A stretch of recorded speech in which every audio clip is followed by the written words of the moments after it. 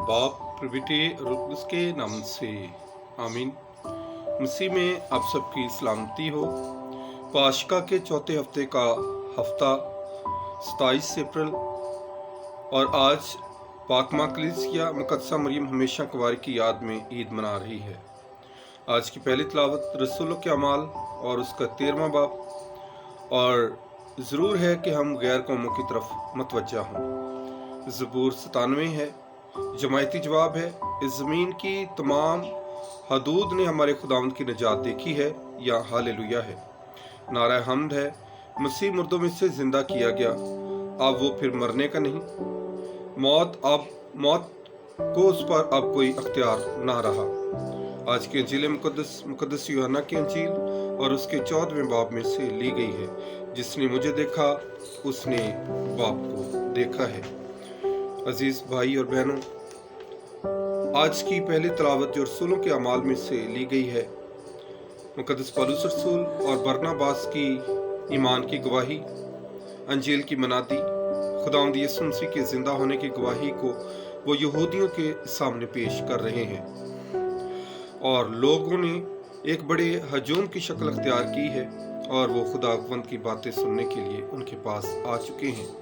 यहूदी जो हसद से भर चुके हैं, यहूदियों ने मिलकर दौलतमंद और मजहबी लोगों को इकट्ठा किया है ताकि बरनबास और पालूस के खिलाफ फसाद बर्पा किया जा सके।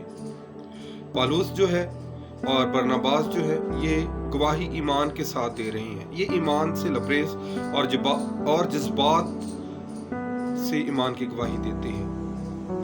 और वो कहते हैं कि तुमने कलाम को रद्द किया, जो रद्द करते हैं इन्हें दोबारा दिया नहीं जाता। जो ठुकरा देते हैं उसके लिए फिर बर्तन भरा नहीं जाता। जो उंडेल देते हैं उसका पैमाना हमेशा खाली रह जाता है। और इसलिए पौलुस रसूल कहते हैं कि जरूर है कि हम गैर अक़वाम में जाएं और ये खुशखबरी गैर कौमों को सुनाएं। और खुदावंद यीशु मसीह के शागिर्द जो हैं वो बड़ी गवाही देने से पीछे नहीं हटे हैं, बल्कि उन्होंने उसकी खातर दुखों को भी सहा है। इब्तदाई कलीसिया ने आज़ार सानियाँ बर्दाश्त की हैं, मुसीबतें बर्दाश्त की हैं, लेकिन ईमान में मजबूत रही हैं। आज की अंजील मुकद्दस में खुदावंद यीशु मसीह अपने रसूलों से कहते हैं कि जिसने मुझे देखा उसने बाप को देखा है। मैं और बाप एक हैं, मैं और बाप जुदा नहीं हैं। अगर तुम मेरे कामों का ही यकीन कर लो तो फिर भी जान सकते हो कि मैं और बाप एक हैं। इसलिए ज़रूर है कि हम खुदावंद यीशु मसीह जो जी उठा है उस पर ईमान लेकर आएं। अपनी तमाम फिक्रों को, ज़रूरतों को, परेशानियों को उसके हाथों में सौंप दें। आज का दिन मेरे लिए, आपके लिए बाइस बरकत ठहरे। आमीन।